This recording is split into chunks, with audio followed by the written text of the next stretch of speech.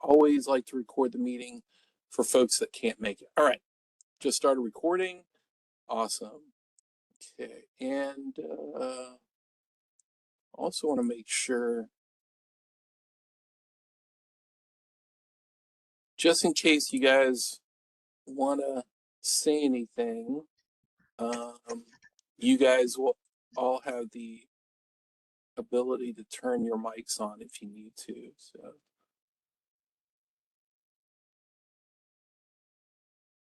I'm adjusting everybody's mic, but then you can mute the chat if you don't want your mic on. All right, great.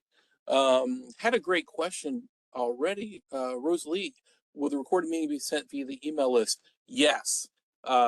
Whenever I send the email wrap up and handouts to all the members, I always put a link to the recording. So what I do is I go ahead and after the video renders with WebEx, I go ahead and upload the video to YouTube, and I always email the link to YouTube where you can watch the video later.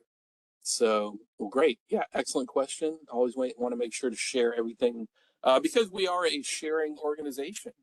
So, awesome. Thanks, Rosalie. Great question, Rosalie. I'm sure you're not the only one that is wondering.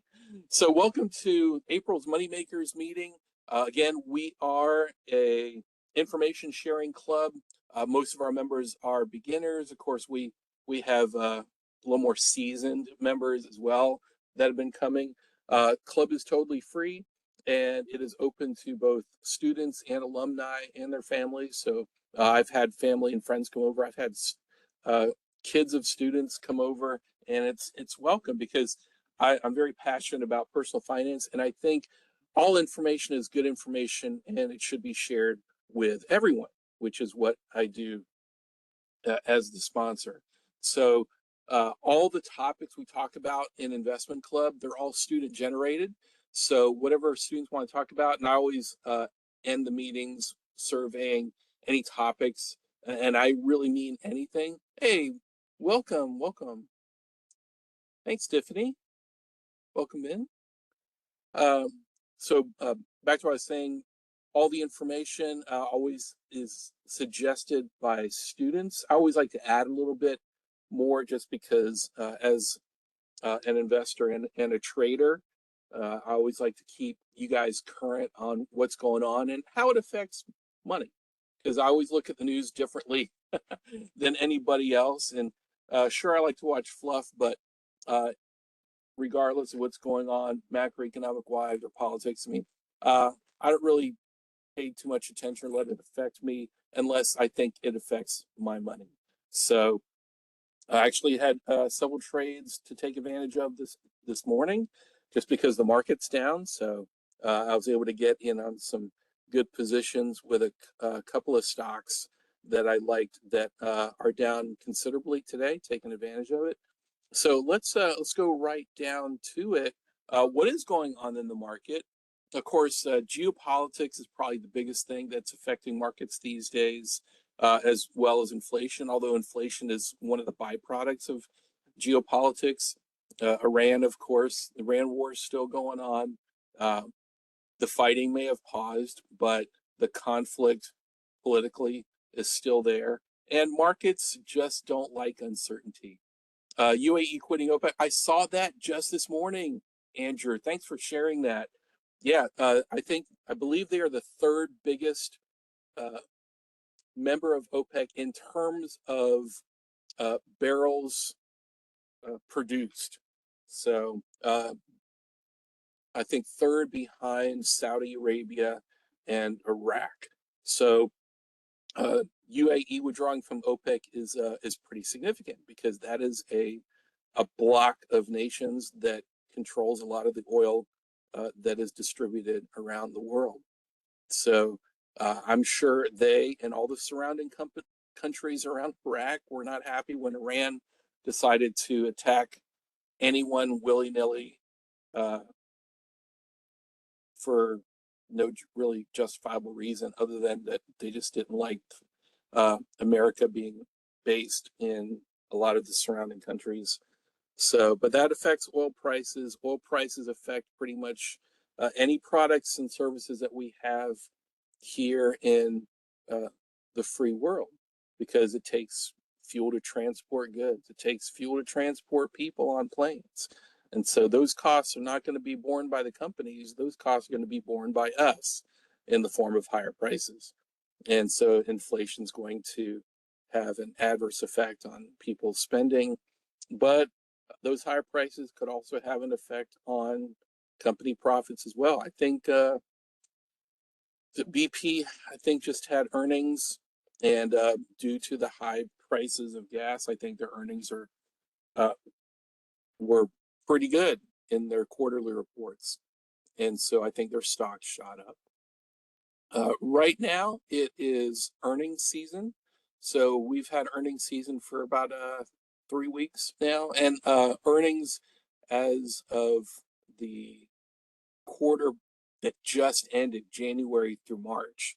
So it takes a while for the accountants to put all those financial statements together for the past quarter, but as they're completing those quarterly reports, companies going to be rolling out with earnings. And I think the markets are going to have some catalysts to move either up or down. We don't quite know, because 5 of the 7 biggest companies in the world are going to be reporting this week. So we got companies like Apple, Alphabet, Amazon, Microsoft, Meta. They're all going to be reporting this week, both tomorrow and Thursday. And every single time each of those companies has an earnings report, the markets can move up or down, and the stock itself moves up and down significantly. So the question is, and you got a 50-50 shot, what is your thesis about how the stock is going to move either up and down? Historically, in the last at least couple of quarters, stocks of the Magnificent Seven, and 2 of the Magnificent Seven are not reporting this week, Tesla and NVIDIA. I think NVIDIA is reporting next month. Those 2, and especially Microsoft. A lot of stocks after earnings take a beating. Up until that point, stocks of companies that are reporting this week, Microsoft, Alphabet, Amazon, Meta, those stocks have actually made a comeback since they dropped significantly last quarter's reports. So my theory is it's usually just profit taking. Traders usually use earnings as a catalyst, as an excuse to take some profits off the table, lock them in. And the reason why I think that is because usually every quarter, companies are going to report good news. They're going to say, oh, we had record revenues. We had great profits. And then you see the stock tank 2 or 3% in one day, even though they had record profits. And you see that with a lot of the tech companies, especially the Magnificent Seven stocks over the past few months. And I'm talking about 2026. Mag 7 stocks had a great 2025. They are not having a great 2026. And Microsoft's probably the biggest victim. And I say victim because most stocks that are related to software have been beaten up, probably one of the most this year. And the reason why software stocks, from cybersecurity to software to customer relations management software companies, they've been beaten up because of one thing, and that's the fear of AI. Because AI has the ability to generate code. AI, apparently, there's a fear that a lot of coding jobs are going to disappear, and software is going to be replaced because AI can just make it as efficiently as companies. Well, that's not happening yet. And so when a lot of the software companies tanked along with Microsoft, Microsoft was kind of thrown out, like throwing the baby out with the bathwater. Again, this is probably one of the most solid companies around. And the traders are coming back around, and they realize that Microsoft's not going out of business anytime soon. And they have Azure and a lot of data centers, and they've got their own AI investment in OpenAI underneath that the Microsoft umbrella. So I think they'll be okay, and the stocks recovered pretty nicely. Of course, the question is there going to be profit taking when Microsoft reports this week? Yeah, I probably expect it, but I'm not selling my shares of Microsoft anytime soon. For those of you that haven't had me or known me that long, and I've told this a bunch in my classes, especially my live classes, Microsoft's the first stock I ever bought. And that's when I was still a kid in school, and I was working part-time, part-time job, answering phones when I was studying at night. And I took my part-time job money and I bought 10 shares of Microsoft and learned a great lesson. Never let price dictate buying a company. If you think it's too expensive, you think it's too cheap, do not let that be a decision factor when you're buying stock, especially in today's age of trading apps where you could buy pieces of shares. So at the time when I was in school, Microsoft was selling for $150 a share, and I didn't care. I knew it was a company that at the time was ubiquitous in the software that was being run on most of the PCs on the planet, and they weren't going out of business anytime soon. And of course, I'm a video gamer, so I love gaming, and loved my Xbox, and that was a great company to me. And bought 10 shares and haven't sold it since then. As you can guess, it's grown a little bit since I was a student, but that's a holding. Until 2 years ago was my biggest holding in my portfolio, but a stock that I've had a lot shorter has finally outgrown it, and that's Nvidia.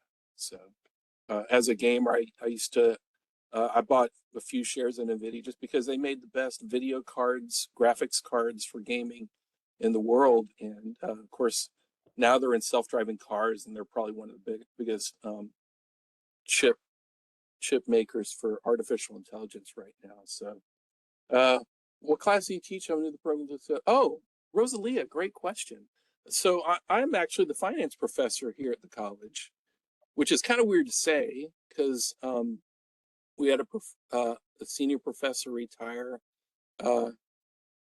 3 years ago, and then no, which left us 2 finance professors left, and then the other finance and banking professor, he resigned from the college just a few months ago. So oddly enough, I'm actually the senior finance professor here at FSCJ, and so I as of last week, I'm chairing the committee to hire 2 replacements, including myself. So we've been trying over the past year to hire replacements, and a couple didn't work out. So we're trying again, and hopefully we'll find some replacements. As far as the classes I teach the investments class. I teach financial management. I teach personal finance, basic finance, and I teach this non-mathy class called Data Ethics and Regulations, which I created for the FinTech program. Oh, thank you for the kind words, Tiffany. Tiffany's in the Principles of Finance class, and they have a really cool, fun project that I always make my students do, where they manage a stock portfolio of 10 stocks of their choosing across different sectors of the economy, and then we get to monitor and report how well they do over a period of a few weeks. And so I always think it's a lot of fun to kind of get your feet wet in investing without having to use your own money, which is kind of the concepts we like to talk about here.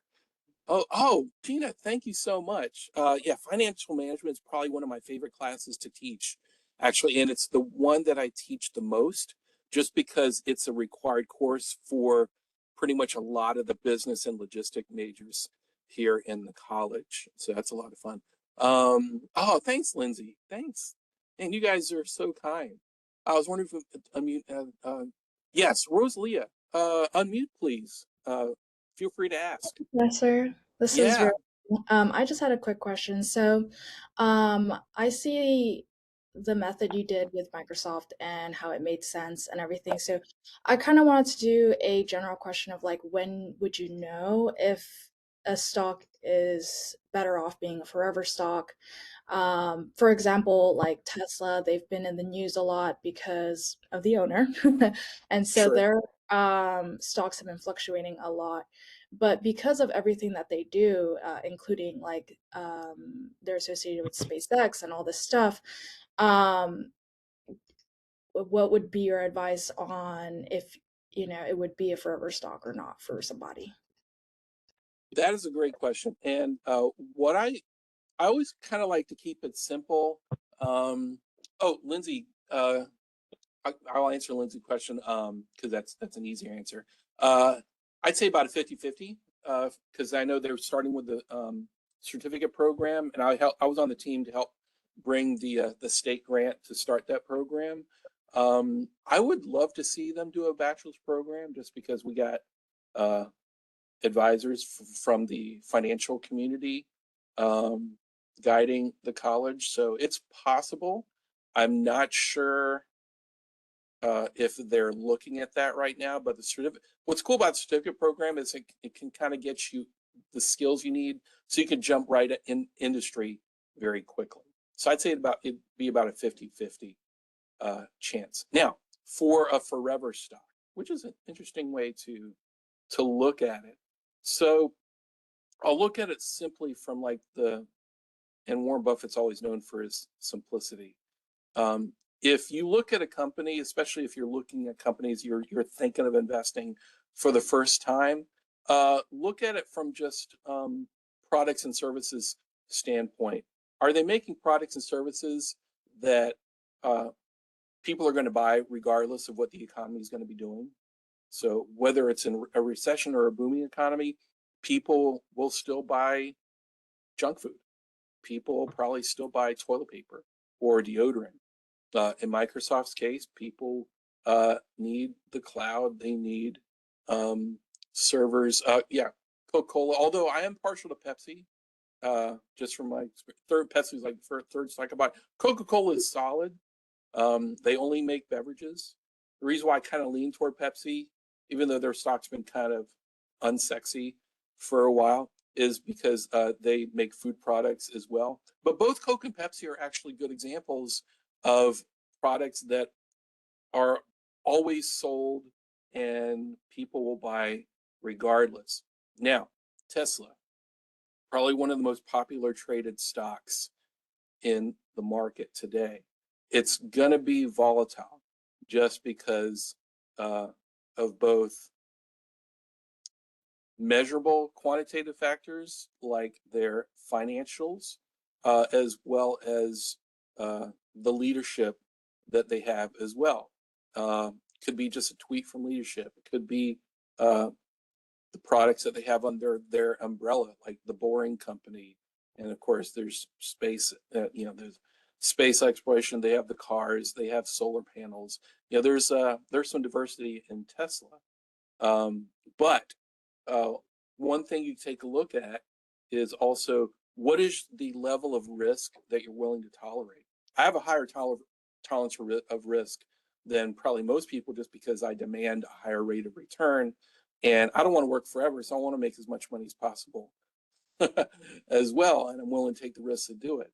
But the reason why hopefully you can see this, pulling up Yahoo Finance, is there's a way that, and I talked to this with students in class, so you can kind of take a look at um, volatility as one measurable factor when you're taking a look at a stock for the long term. So, for example, when you take a look at Microsoft, there is a metric that you could look at, and it's coming up on the screen here. And again, this is one of many metrics you can look at. You take a look at it from a non-measurable standpoint. You look at products and services. How long has management been in place? Look at their track record. But as far as something quantifiable, you could look at measurable. You could take a look at this called beta, and all my students have seen me talk about this measurement before. Think of the stock market as having a beta of just 1, meaning that the stock moves around the same magnitude and in the same direction as a market if it has a beta pretty much close to 1. Microsoft pretty much moves with the market. Part of it is a function of its size, but if the market goes up, Microsoft will go up by about the same amount. If the market goes down, Microsoft will go down by about the same amount. But Tesla is a good contrast to that, actually, which I'm glad you guys mentioned it, is Microsoft may not be as sexy of a stock. Tesla is one of the sexiest stocks out there for traders, but take a look at its beta. Its beta is 1.91, almost twice the market. Actually, 2025, it was above 2. So if the market goes up, Tesla stock's going to move up significantly more. But if the market tanks like it is today, at least moving down a little bit today, Tesla stock's going to go down too. And it sure is, but at least by a 0.5 point today. So you could take a look again. Take a look again at products and services. Take a look at its ability to weather all sorts of economic conditions. And if you put it more above its terms, if you can explain what they do simply to a 10-year-old that they can understand it, probably not too bad.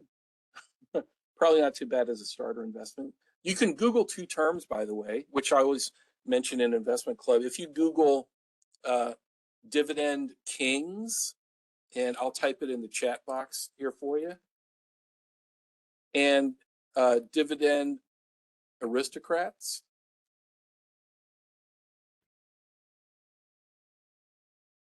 those are companies that have had not only a track record of paying dividends every year for at least 25 or 50 years straight, but have given you a raise in the amount of dividends that they pay you, which is a share of the profits for 25 or 50 years straight. The Kings, it's an elite group, 50 years straight. Aristocrats, 25 years straight. And you'll see a lot of well-known names in those lists, like Home Depot, Lowe's, Coca-Cola, Johnson & Johnson.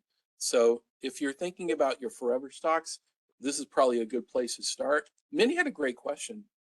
What stocks do you think can reach $1 trillion market caps soon? Because we only have a handful.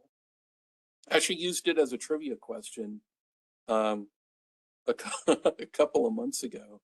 Because one of my side gigs is I write trivia for 4 different restaurants, and sometimes I host. But one of the trivia questions I wrote was which companies had at least $2.5 trillion in market cap. But achieving $1 trillion is very rare. I think one company that may have a chance to do it might be this one. Today's actually good trade day for that one.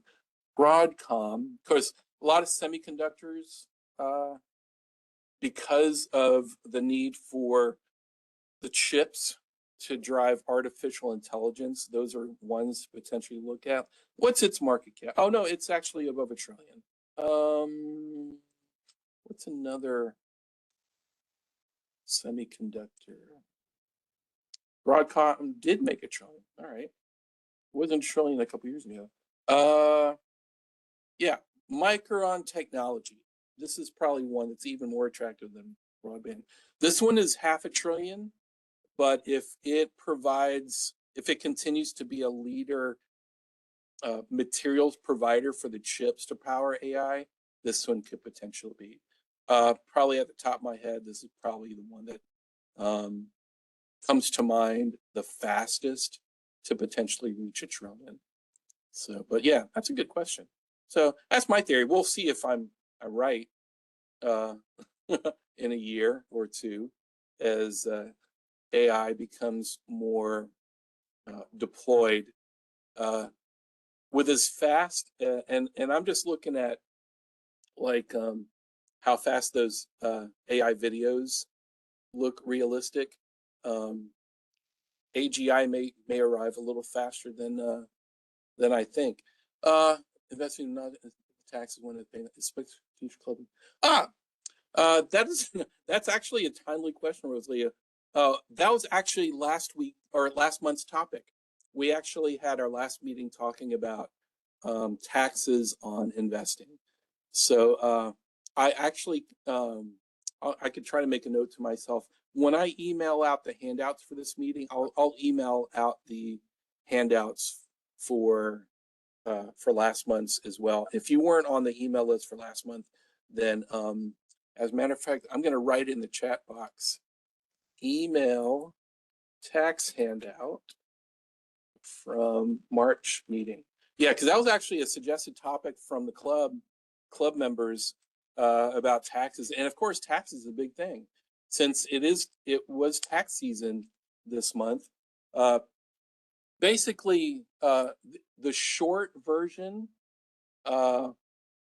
is if you are investing, and true investing means that you're holding out for stocks that you don't plan on selling anytime soon because you think it'll grow for at least 12 months or longer, hopefully for several years, like me and Microsoft, then the rule is as long as you've owned a stock at least 12 months or more, then the cap is going to be if you're not making like hundreds of thousands of dollars in income, then it's capped at 15%. If your income is actually lower than a certain threshold, you may actually not pay any taxes on the capital gains, depending on if your income doesn't exceed a certain range. So for most people, it's going to be about 15%. If you're getting in stocks within 12 months or less, then it's going to be whatever your income tax bracket is right now. So that's for a good portion of my transactions. It's going to be just my regular tax rate. I sold a few stocks that I held longer than a year, and so that's capped at 15%. Yes, actually, everybody that I've got an email with on the email list will get a link to the YouTube. So excellent questions so far to start us out. Let me go to what we had suggested in a previous meeting, and I created a fun handout for the suggested topic. And the suggested topic was, are there any calculators out there? And of course, I'm a pretty frugal guy, and I'm proudly say I'm pretty cheap. So I usually don't like to pay for stuff that I can get for free. So I went ahead and called or curated on my own some free retirement calculators that kind of fit the bill. One, free, and two, the ability to change different variables out there to try to make projections. And I came up with 1, 2, 3, 4, 5. Okay, so the first two are some cool taxable retirement calculators, meaning that if you just have it in regular non-retirement accounts, we can make some projections based on just the numbers. And there are two that I found that are free. One's a little more has a little more variables you can control, which is kind of nice. And then one's a little more simple if you want kind of a quick and dirty. So I'm going to go through and illustrate each of these one by one so you can actually see. And once you get the copy of this handout, feel free to play around with them, especially those of you that may still have some time before you think you're going to retire, and do some projections and wake yourselves up to not waiting to start. So let me, the first one is simulations for all. And I'm going to show you that there are 3 buckets of variables you can control, which I think is actually really great. So you have some flexibility. So let's start at age 20, and let's say that you're just getting out of college, or you're already in the workforce as you're finishing up your junior and senior year of college, making 25,000. Let's try to shoot for a 15% savings rate if you can. And this is why I always say no today so you can say yes tomorrow. And basically just means, don't live paycheck to paycheck, and don't try to keep up with the Joneses. And it's all about delayed gratification, which is really hard in an age of TikTok. And I love TikTok. Annual raises, maybe 3%. I'm going to be a little more conservative and say, businesses are not doing so great. Let's do a 1% annual raise. I usually don't count on raises anyway. I just hustle. I always have I do basically give myself raises just by doing a lot of side gigs. So I don't expect companies to give raises these days. Expected return. Let's say, let's just do the expected return of the market from about 1927 all the way to the Great Recession, about a 10% return. So it could be higher, could be lower, but again, for almost 100 years, it's been around 8 to 10%. I'm going to be a little more optimistic and do about 10%. Let's say, what portion of your income do you want to live off of? Let's say 80%. Let's say we can live on 80% of what we used to make.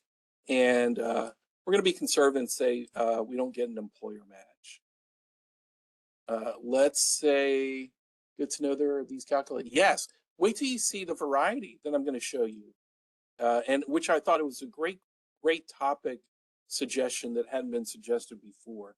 Target retirement age, I'm going to say 55 just because I'm an advocate of financial independence early as possible, just because, a lot of folks, especially in America, people project to retire at 65 or later. Some people, and sadly, I've heard firsthand of people that I know personally, I'm just going to work till I die. It's like, life's too short. Let's see, withdrawal rate. I guess 4% is good. 4% of your balance each year. Current saving. Let's just say you're hustling early at 20 and you get 10,000 saved so far. And so here is what we came up with. I like this financial freedom number. So if you retired age 65, starting at 20, putting about 15% of your modest income, of course that could increase since you guys are investing in yourself, in your education, and that's one of the best investments you can make, is educating yourself as much as possible. Rosalie had a great question. What's the withdrawal rate? What we mean by withdrawal rate, and a great question, means that of your ending balance, when you reach the point where you think you'd retire, how much of that balance are you going to take out every year? So the withdrawal rate, it basically will dictate how fast you deplete your savings. So 4%, and this is an economist that came up with this several decades ago, and he called it the 4% rule. Basically, he theorized that if you withdraw 4% of your retirement nest egg every year, then you won't have to worry about it running out. So, of course, it's really conservative. In some scenarios, depending on the math, you could probably retire more than that and live fairly comfortably and still not deplete everything. But again, this is why we start early. You start at 20, 1.6 million, and this is a 10% rate of growth, and which is actually fairly conservative. And this is what I love to show my students. 1 year can cost you. What if you waited till you age 21? Well, you just lost a couple $100,000. What if, like most people, maybe you wait till age 25? Oh no, it's even less than 1 million. Of course, keep in mind the annual income is probably going to go up. So let's say you're making 40,000. All right. So uh, it would be more painful to play catch up, meaning you need to make not quite twice as much money, but significantly more money just to reach 1.4 million. But versus the guy that started at 20 making just over half and getting 1.6. So again, this one's kind of a fun one to play around with the variables. Let me show you another one. This one is CALSA tools. This one's a little more easy to use, but I like how you can just set the ages right here. So let's do same age I was doing before, and let's do a conventional 65 retirement rate. And again, you're not making that much in your early career, so let's put $200 a month. And again, I'm always optimistic when it comes to returns. So let's do a 10% annual return. So here we go. Fantastic. 2.1 million. So out of your pocket, putting $200 a month. And again, I know it sounds like a lot, especially if you're not making that much money, but if you had to play catch up, it's going to be a lot more painful than $200 a month. So out of your pocket, over 45 years, it only comes 108,000. Andrew, that is 100% correct. This is what the power of compounding is, and I cannot preach that enough whenever I talk to student groups or local groups or nonprofits. Sometimes I get invited to speak on this stuff, and this is the magic. This is what Einstein called the eighth wonder of the world. If the employer doesn't provide a 401k, should you start your own Roth IRA? Yes, 100% yes. As a matter of fact, even if your employer does have a employer savings plan, mine does, I still actually contribute to a Roth IRA and manage it myself. So I manage the innards of the Roth IRA. Make sure that what's inside, and it doesn't matter which kind of retirement account you have, whether it's Roth IRA, 401k, 403b, 457, TSP, make sure what's inside it can beat inflation. So the IRS, thankfully, lets you have both. You get the benefits of the Roth because it's all tax-free. The growth is tax-free. The withdrawals are tax-free. So get that tax-free benefit and then have your pre-tax account with your employer. And I also highly recommend having a taxable account as well, because it gives you the flexibility of when you want to time taking your money out. So let's do my little illustration here. Again, let's wait a year. Let's do age 21. So yeah, there, you just lost a couple $100,000 by waiting a year. Let me, so again, this one's pretty simplistic, but it does the job. Let me show you the next one. This one's a Roth calculator. So if you want to play around with what happens in a tax-free account, which to me is my favorite account, I actually trade options inside a Roth account and have stocks in there that I both invest in and pay dividends.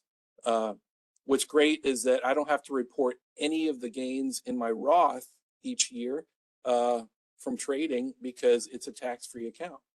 So it doesn't count. And when I am eligible to start taking money out of there, that's not counted against my income either, which is nice. So let's do my college age students here. So inside a Roth, the only thing with a Roth is you're capped on how much you can put in there.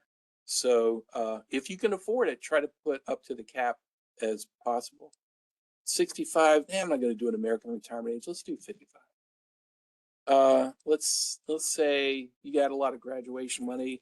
We'll start out with $10,000 in the Roth so far, and you can afford to put in $7,000. And we're going to make it just one lump sum. I'm going to be optimistic and about a 10% return. And I'm going to be conservative when it comes to inflation, because sadly, inflation is hovering just below 3%, and it's not really trending downward that much over the last year. We'll assume we're going to be in the 24% tax bracket and in a lower tax bracket after we retire. Let's see, capital gains tax rate. Oh, okay, this is kind of cool. This feature here, it just shows the contrast if you didn't put it in a Roth versus if you did put it in a Roth, and why the Roth gives you an advantage. So let's calculate that. Age 20, 2.1 million. Notice how great it is. You only put 1/10 of the money and you get your money back about 9-fold right here. So very impressive. So about 8.5-fold. If you decided to invest the exact same thing, putting the exact same amount each year, and it's in a pre-tax account like a 401k, and then when you take the money out, you got to pay taxes on that. And yes, in your TSP, 401k, 4057, 403b, you got to pay taxes on that. After taxes, it's that. But having tax-free growth in the shelter of a Roth IRA is a game changer. You could literally save hundreds of thousands of dollars over time. And then you got great years if you get out at 55 to have your body cooperate with you and enjoy yourself out there. which is kind of what I'm doing now. For those of you, will you be at disadvantage if you only invest in a target date fund for your Roth IRA? No. Target date fund automatically is programmed to realign your investments the closer you get to age 65. The only danger that I see in that is that depending on how it's programmed, it could get more conservative than you like, because they start reassigning or realigning your assets into more lower income producing, more conservative assets. So you may miss out on growth to beat inflation, versus say mostly stock like in the S&P 500. So that's the balance you got to strike. What level of risk are you willing to take on? If not so much, then a target date fund is probably a good idea, because it'll help you manage that risk and cash preservation the closer you get to retirement. One thing, if you are thinking of getting out at 55, then you probably want to have your money still grow, because you could have a good 20, 30 more years or more that you want to be spending that money and enjoying life. You don't want to run out of it anytime soon. So you have to be a little wary about having a certain percentage in just fixed income producing assets. And so that's the thing. Let's check out another one. This one's another free Roth calculator. Let's check this one out. See, I like the graphics on this one. This one's kind of fun. So let's start with my 20-year-old again. And I'm going to go back to 55. You can see that I'm biased towards having a more active lifestyle. One thing about, and there's been a lot of research on this, that's 65 and possibly 67 if the government has their way to try to push that full retirement age back. is that your years after you leave at 65 to be able to do stuff is a lot less. And so it's a shame, and where you hear stories about, oh yeah, he just retired and then he passed away, leaving all that quality of life on the table. And that's one thing that I just hate to see for anybody. We'll start with the same 10 grand. We'll do 7,500 in a Roth, just one lump sum. I'm going to be a little more aggressive with the annual return, which I think anybody can get a 10% annual return, whether it's S&P 500, or you could buy a stock that pays like a 6% dividend. And then even if the stock goes up just 4% per year, then there's your 10% right there. So I don't think it's that hard to get 10%. My father retired and passed away after 2. Yes, Gina, and again, sad story. And yet that's the reality for a lot of Americans, with that same mindset of I'm going to go ahead and retire when I'm ready, and then I'll go ahead and put it off until I'm ready. Well, a lot of times when folks say I'm going to put off until I retire, by the time that happens, then they don't get to do it. So 41 years. Yeah. Oh my goodness. Unfortunately, that's actually the norm, it seems, in America. Americans and Japanese actually are some of the hardest working cultures in terms of annual work hours in a year. I like have a work-life balance, more life than work. That's something I work for in Israel. I work for a railroad way too long. Yeah, Andrew, that is, and I remember in your introduction, Andrew, in your industry, and that's actually common in the industry. A lot of folks, especially if the company treats them well, they'll work for them for quite a while. A lot of people, and this is a big part of American culture, they like working. It gives them a sense of purpose. And I totally understand that. For me, I think work is not how I define myself. It's more of a means to get where I want to go. Work for SSA. Wow.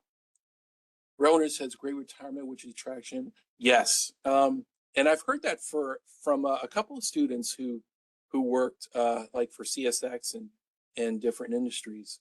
Yeah, I work to live, and that is, and I'm in the minority when it comes to American culture, hustle culture, and believe me, when I was in my mid-20s, moving up in the private sector, in the government sector, yeah, I had that mindset. But then I kind of woke up a little bit. But I never stopped investing. But as I've traveled around the world, and which I recommend to anybody, it opens your mind to not everyone has the same perspective as you do. Like folks in Europe, I mean, they tell you, when you travel to Europe in August, expect a lot of business to be closed because everyone's pretty much taken the month off. Yeah, you can't take it with you. That's absolutely right. See, the ancient Egyptians even knew that. So we got a 20-year-old, 2.5 million, which is a great nest egg at 10%. And say we got our 21-year-old, 2.2. Let's go to the 25-year-old, which is where a lot of people start even considering saving for retirement. Yeah, it's like you lose several hundred thousands like right off the bat. Yeah, it's also a good movie. Yes, it is. The last calculator is one that we haven't actually been asked for in Moneymakers, but I wanted to add it just because it's a concept that more and more households are kind of being aware of and thinking about if you're willing to be disciplined. What do you do when the program you're using for retirement, like a TSP, does not allow withdrawal without penalties in 2 years? Oh, 60. Wow. Well, that's a great question. I've heard of penalties up to 59 and a half. You might be talking about 59 and a half. There's a 10% penalty. Now, here is, I'm going to tell you one you may not be aware of. There is one loophole, or actually there's two really. There are certain pre-tax accounts, like 457 is one off the top of my head. And again, I'm not a financial planner by any means, but I just kind of like reading about this stuff in my in keeping up with the latest.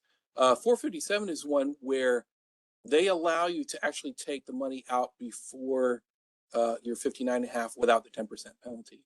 It's a small print inside the IRS code. There's another part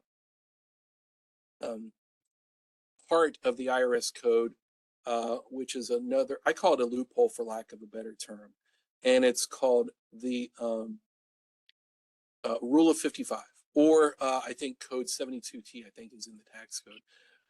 In the tax code, there's a way to bypass the 10% early withdrawal penalty if you take your withdrawals out in equal annual dollar amounts before you're 60 until you're 60.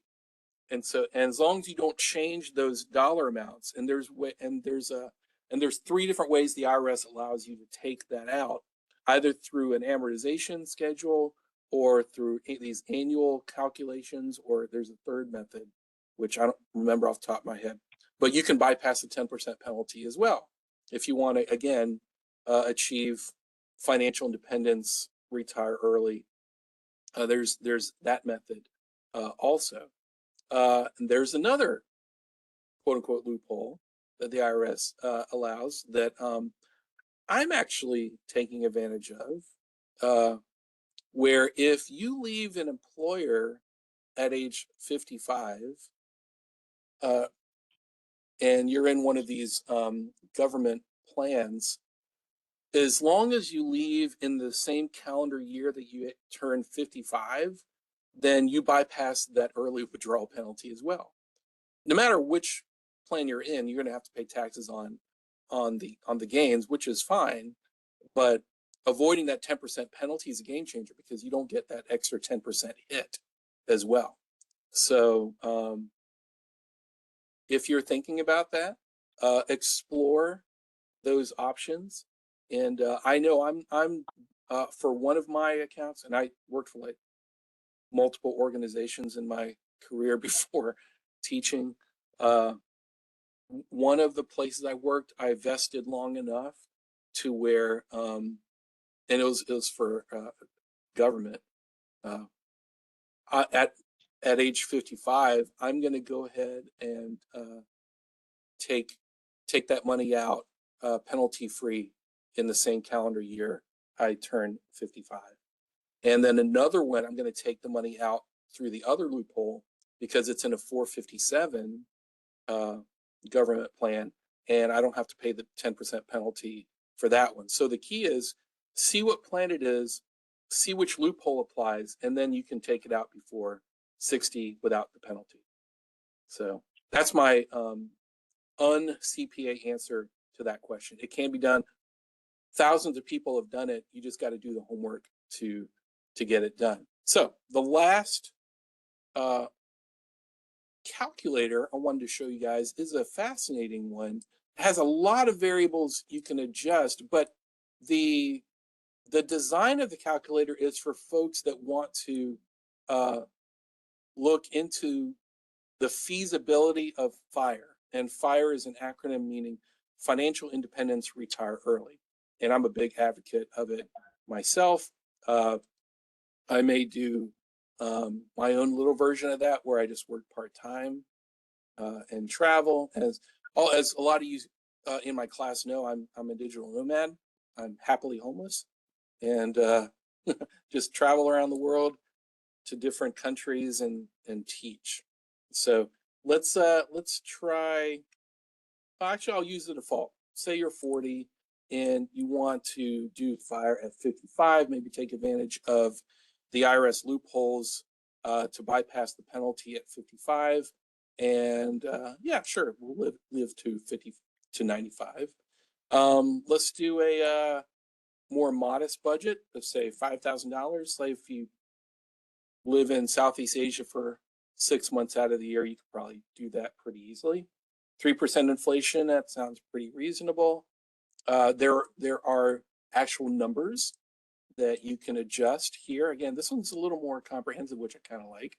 Let's say at age 40, you've amassed a nest egg of 250,000. Where's my number? There you go. So 250,000, and you're still putting in, I guess 500. I don't know. Let's say 1,000 a month. You've got 30,000 in cash, and you can actually set the parameters whether you think the market's going to be weak, think the market's going to be kind of average, or optimistic, and see if it's feasible. So 1.5 million at age 55 if you're thinking 10% returns. You could do about a 6.2% withdrawal rate, which is pretty good. Basically, this means that as long as you don't withdraw 6.2% of your nest egg every year, then you could sustain it without running out of money. And then, of course, here's the little graphical picture of it. And you're going to be withdrawing it over time. Once you hit around, according to their projections, around 80, then you're going to see a more steep drop off of finally liquidating your nest egg. So one thing you could do is, what I do is just geo arbitrage and take your US dollars somewhere else. And it's a way that Americans can make it last. One thing about America, it's a great place to build a career. It's a great place to save money, but it's increasingly more expensive to live. And it makes it even more almost impossible to retire when you want. So, and again, America's a wonderful country. Sometimes you may want to take a look to see, and what I always, and I'll borrow the phrase from the Nomad Capitalist channel, just go where you're treated best. And I like to go where I'm treated best. And it was a culture shock coming back to the States for the summer because I'm just not used to the cost of living. Inflation outstrips pay increases, unfortunately, yes. And when we had inflation up to 9% 3 years ago, which a lot of younger generations have not experienced that in their lives, and you're getting pay increases that don't even keep up with inflation, yeah, your savings gets eroded, your purchasing power gets eroded. And so how do we combat that? Sometimes you got to look outside your borders, open your mind a little bit, and see what's out there. So that's been my experience, and it was very enlightening. I think probably one of the most interesting things that I encountered, or people that I encountered, that I met some of the same people in multiple cities over the past year, and that they're actually doing it. Go where you're treated the best. Yes, that's what the Nomad Capitalist says, and to paraphrase his favorite saying. And I've met couples who did fire, and they've been doing it on modest savings and modest income because they're geo arbitraging around the world. So again, I want to respect you guys' time. It's 1:30, and we are done for the day. Before we head out, if there are any suggestions for topics for next month, feel free to let me know or text me, and I'll add it. Make sure if I don't have your email list or email on the list for Moneymakers, type it in the chat box and I'll go ahead and add it to the email list. Thanks, Andrew. I'll go ahead and add yours in there. Anybody else who wants to add it to the chat box, and I'll add it to the club list. So long as you're on the list, you always get the handouts. You always get the link to the recording, even if you can't make the meeting. And then we will see you next month. Thanks everybody for coming. Oh, thanks. Just making sure I got your emails. Awesome. Thanks, Mindy. Thanks for coming. I look forward to seeing all you guys next month.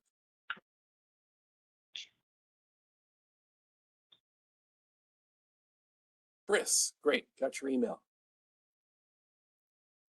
Thanks, Gina.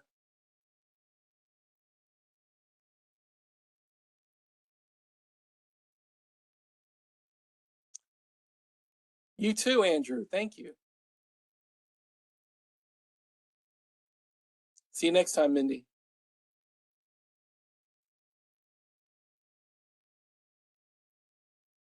That's a good topic. Differences in index funds and mutual funds. Oh, thanks, Teresa. Wonderful. That is a good topic. I'm gonna pros and cons of index versus mutual funds. Yeah, let me add that for a future topic.